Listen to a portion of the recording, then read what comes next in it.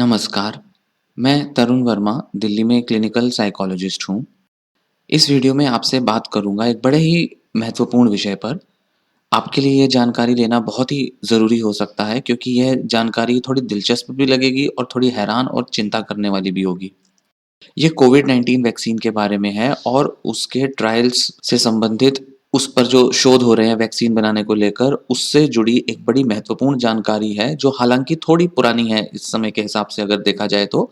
12 नवंबर आज के हिसाब से अगर देखा जाए, तो यह वीडियो एक ऐसी घटना या एक कहें कि एक ऐसे इवेंट से जुड़ी है, जो कि कोविड-19 की वैक्सीन बनाए जाने के ट्रायल से जुड़ी है, जो सितंबर के पहले हफ्ते में घटी थी। और हुआ ये था कि कोविड-19 की एक वैक्सीन जो एस्ट्राज़ेनेका कंपनी ऑक्सफोर्ड यूनिवर्सिटी के साथ मिलकर बना रही थी, उसके ट्रायल को रोक दिया गया था और उसको रोकने का जो एक कारण था, वह बड़ा रहस्यपूर्ण कारण है।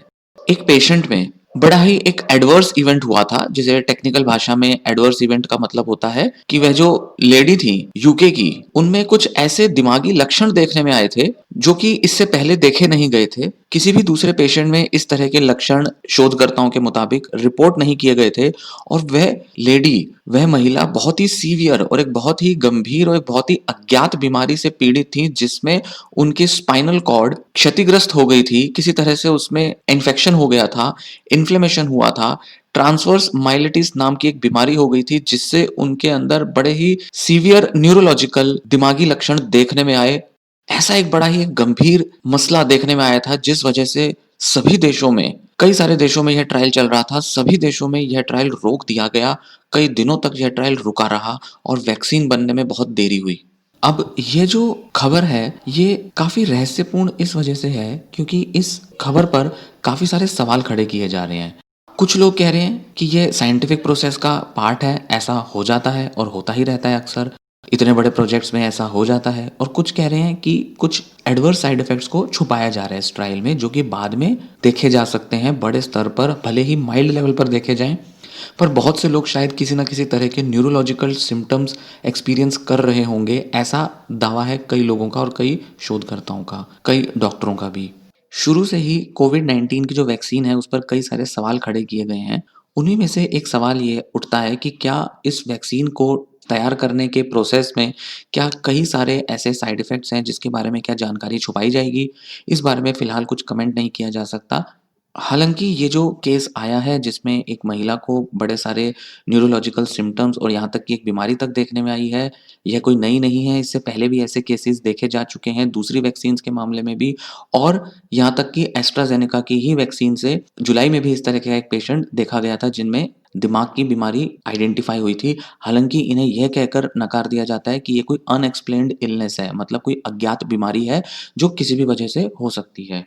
आइए इस बारे में थोड़ा और विस्तार से जानते हैं, इस खबर के बारे में, इस शोध के आए हुए इस साइड इफ़ेक्ट या इस बीमारी के संबंध में थोड़ा और जानने की कोशिश करते हैं।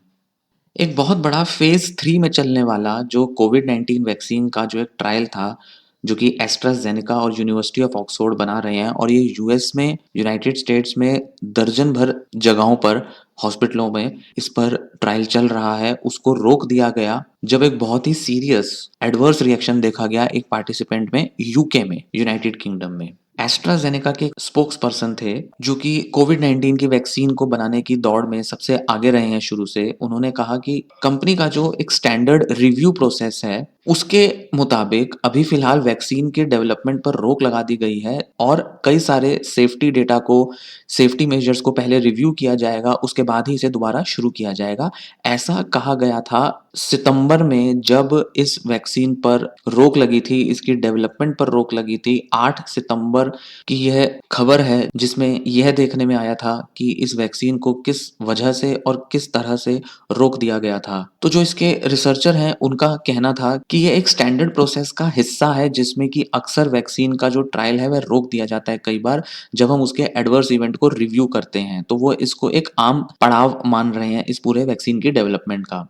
इसी के बाद दोबारा से यह देखने में आया कि जो एडवर्स रिएक्शन हुआ है वैक्सीन के ट्रायल के दौरान, उसके बारे में कुछ जानकारी नहीं थी। हालाँकि वो कहते थे कि पार्टिसिपेंट शायद रिकवर कर जाएगा और अभी फ़िलहाल उसके बारे में कोई जानकारी नहीं है कि वह रिकवर करी महिला या नहीं करी। पर ऐसा तब उनका दावा था कि यह पार्टिसिपेंट रिकवर कर सकती है, इनको जो परेशानी हुई है, और हम ये नहीं कह सकते कि असल में वह क्यों हुआ, उनको ये लक्षण आए।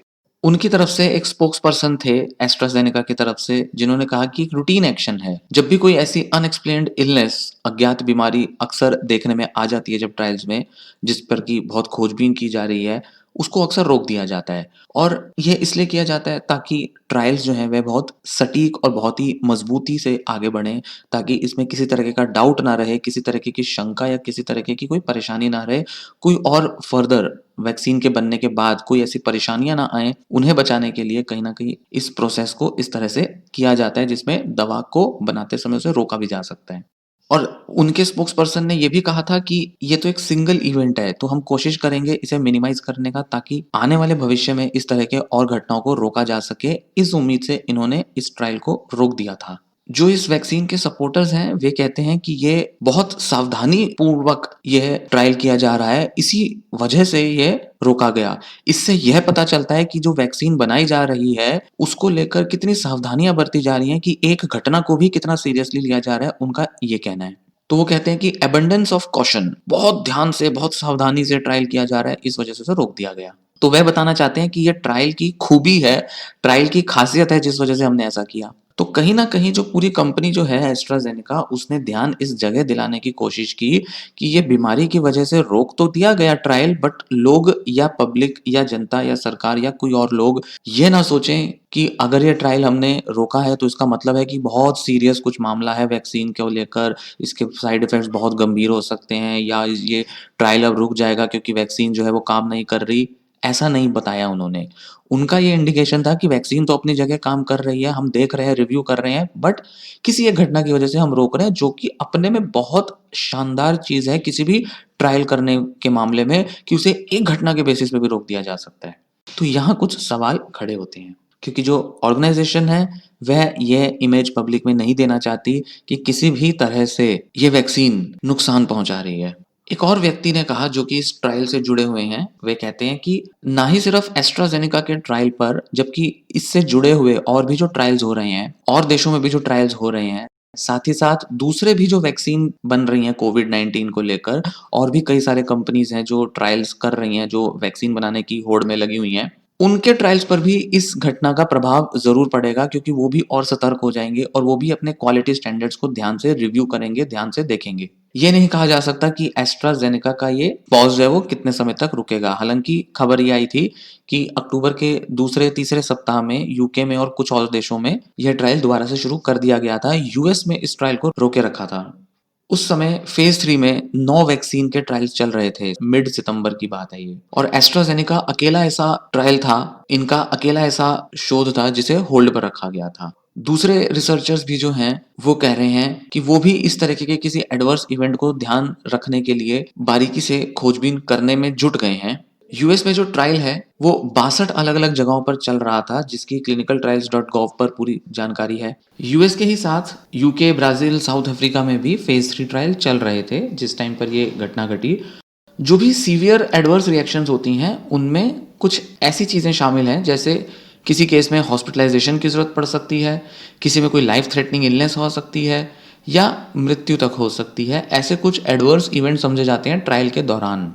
हालाँकि ये साइड इफ़ेक्ट कोई नया नहीं है जो इसमें रिपोर्ट किया गया है।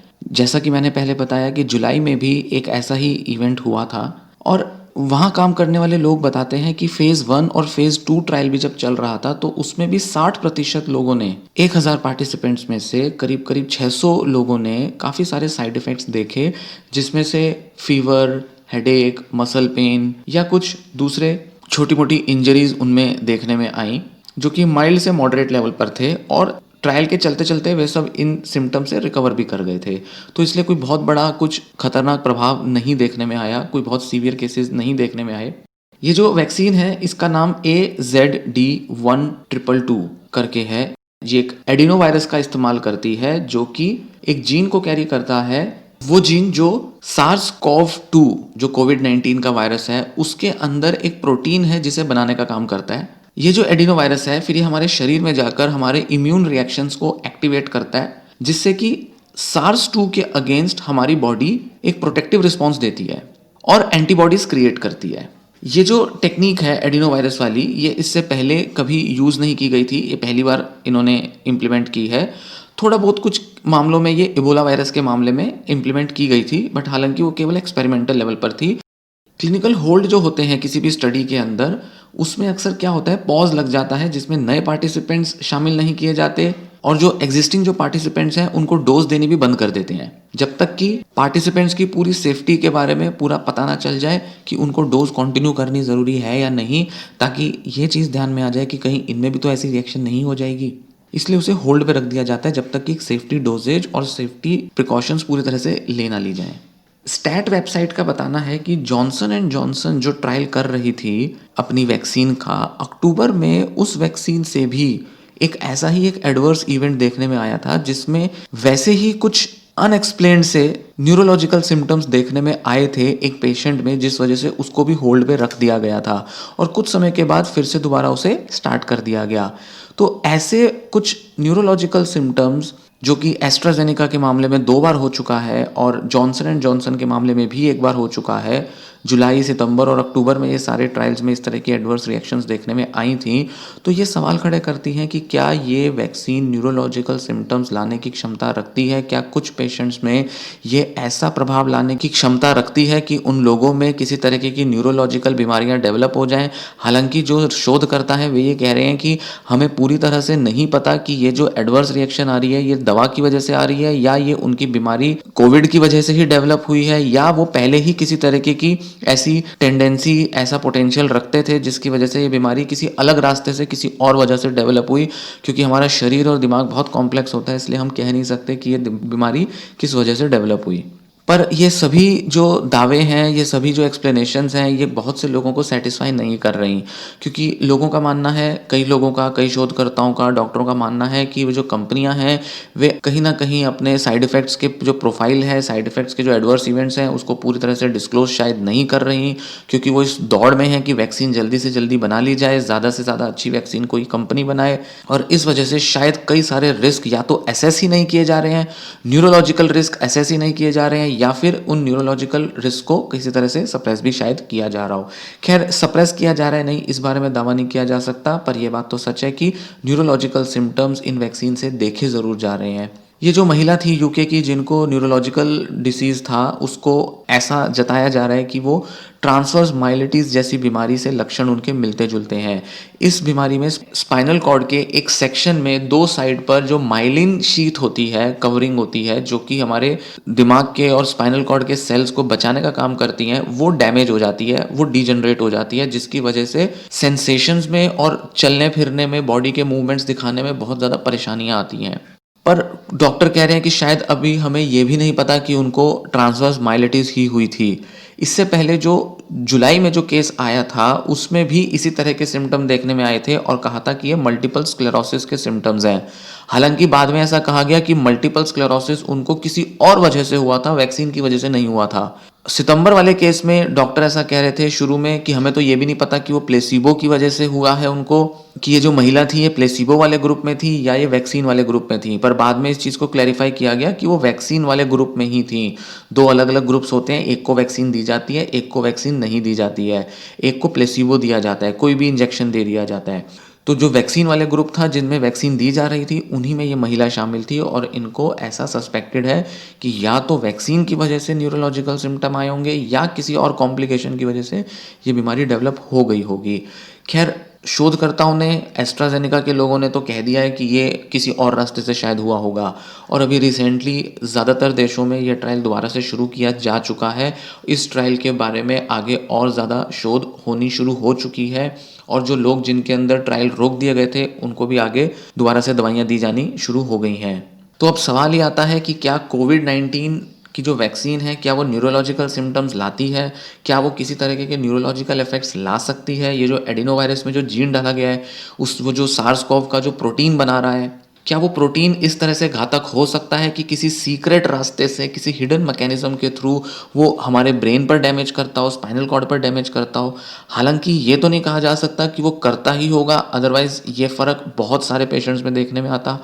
पर कुछ पेशेंट्स में या शायद 2 या 4 पेशेंट्स में भी अगर इस तरीके के इफ़ेक्ट्स आ रहे हैं, तो ये एक चिंता वाली बात है कि क्या ये वैक्सीन आगे आने वाले समय में कुछ बड़ी उम्र के लोगों में या कुछ सीरियस इलनेस वाले लोगों में क्या इस तरीके की न्यूरोलॉजिकल कॉम्प्लिकेशंस ला सकती है?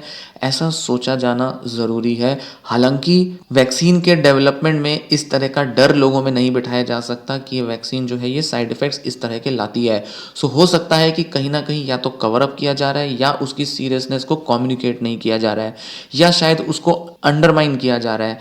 उसको इतना इम्पोर्टेंट नहीं बताया जा रहा है क्योंकि वो 1 या 2 ही ऐसे केसेज़ हैं, ज़्यादा नहीं है।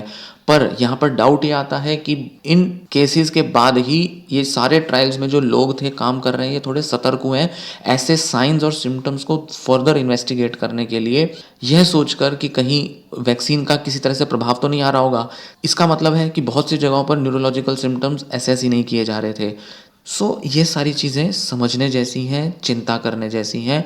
हालाँकि इस पर अभी कुछ नहीं कहा जा सकता। हो सकता है कुछ समय के बाद जब ये वैक्सीन मार्केट में आ जाए, उसके बाद ये सिम्पटम्स देखने में मिलें। हो सकता है कि बहुत सारे ऐसे पेशेंट्स हों जिनमें माइल्ड लेवल पर सिम्पटम्स अपीयर करते हों। केवल कुछ ही लोग हों जिनके अंदर बहुत एडवर्स लेवल तक ये वायरस की जो वैक्सीन है ये असर डालती हो। पर इस बारे में कहा नहीं जा सकता, शायद वैक्सीन आने के बाद ही इस पर पता चलेगा। पर फिलहाल ये वैक्सीन्स डेवलप हो रही हैं, इसका कुछ किया नहीं जा सकता। माइल्ड मॉडरेट लेवल के जो भी सिम्पटम्स हैं उसको मैनेज करने के लिए डॉक्टर्स काम कर रहे हैं। उनको उसके मुताबिक दवाइयाँ दे देते हैं या वो सिम्पटम्स खुद चले जाते हैं। जैसे कोरोना वायरस के भी कई सारे सिम्पटम्स आकर चले जाते हैं, कई लोगों में बहुत ज़्यादा इलाज की ज़रूरत भी नहीं पड़ती। उसी तरीके से शायद हो सकता है बहुत से लोगों में इस तरह के साइड इफ़ेक्ट्स भी आते हों। पर क्या दिमाग पर न्यूरोलॉजिकल इफ़ेक्ट्स इस वैक्सीन के क्या देखने में आ रहे हैं? ये अभी भी एक सवाल है और ये सवाल बना रहेगा। इस बारे में थोड़ा सोचना, विचारना और ध्यान देना ज़रूरी है। यह गंभीर प्रश्न हो सकता है। यह वीडियो यहीं समाप्त होती है। उम्मीद है यह जानकारी आपको पसंद आई होगी कि क्या कोविड वैक्सीन के कुछ नेगेटिव इफ़ेक्ट्स, कुछ साइड इफ़ेक्ट्स हो सकते हैं इस तरह के कि वो न्यूरोलॉजिकल डैमेज या न्यूरोलॉजिकल इलनेसेस ले आएँ। क्या कोविड-19 जो वैक्सीन है वो कोविड वायरस की ही तरह क्या कुछ न्यूरोलॉजिकल सिम्पटम्स दिखा सकती है? क्या इसको आगे यूज़ करना बिल्कुल सेफ़ होगा? क्या इसके कुछ पेशेंट्स में ही सही ऐसे प्रभाव देखने में मिलेंगे जिससे वो लोग अपनी बीमारी से भी ज़्यादा बीमार हो जाएँ, न्यूरोलॉजिकल सिम्पटम्स डेवलप कर लें? क्या वो बीमारी जो उनको न्यूरोलॉजिकल होती हैं, क्या वो इस लेवल तक सीरियस होंगी कि वो इलाज ही ना किया जा सके उनका? क्या वो लाइफ़ थ्रेटनिंग रहेंगी? क्या वो डिसेबल करने वाली होंगी? ये सारे प्रश्न खड़े होते हैं जिसके बारे में वक्त आने पर ही पता चलेगा। इस वीडियो को शेयर ज़रूर करें और चैनल भी ज़रूर सब्सक्राइब करें ताकि ऐसी वीडियोस की जानकारी आपको और मिलती रहे और लोग इस तरह की जानकारी ले पाएँ और न्यूरोलॉजिकल खतरे जो हैं कोविड-19 वैक्सीन की वजह से भी उसके बारे में भी लोग सतर्क हो पाएँ, जागरूक हो पाएँ। हालाँकि इसमें डरने जैसी बात नहीं है, ऐसा ज़रूरी नहीं है कि इस जानकारी से हमें डर जाना चाहिए। ज़रूरी नहीं है कि कुछ ऐसा बहुत बड़े स्तर पर होगा या ज़्यादा होगा, पर यह सोचने जैसी चीज़ है। केवल इस पर्पज़ से मैंने ये वीडियो बनाई है। इसमें डरने जैसा कुछ नहीं है, मेडिसिन ना ली जाए ऐसा भी कुछ नहीं है।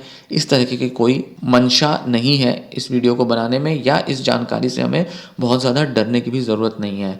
हो सकता है दवा बहुत सेफ़ हो, वैक्सीन बहुत सेफ़ हो और जो इन शोधकर्ताओं ने सोचा है कि हम लोगों में अनचाहा डर ना फैलाएँ, उसी मकसद से ही शायद इन्होंने यह कहा है कि ये तो क्लिनिकल ट्रायल्स का एक प्रोसेस होता है, उसके अंदर सेफ्टी को ध्यान में रखते हुए अक्सर रोक दिया जाता है, तो शायद वो अपनी बात में सही भी हैं। इस बारे में कुछ कहा नहीं जा सकता, वक्त ही बताएगा। धन्यवाद।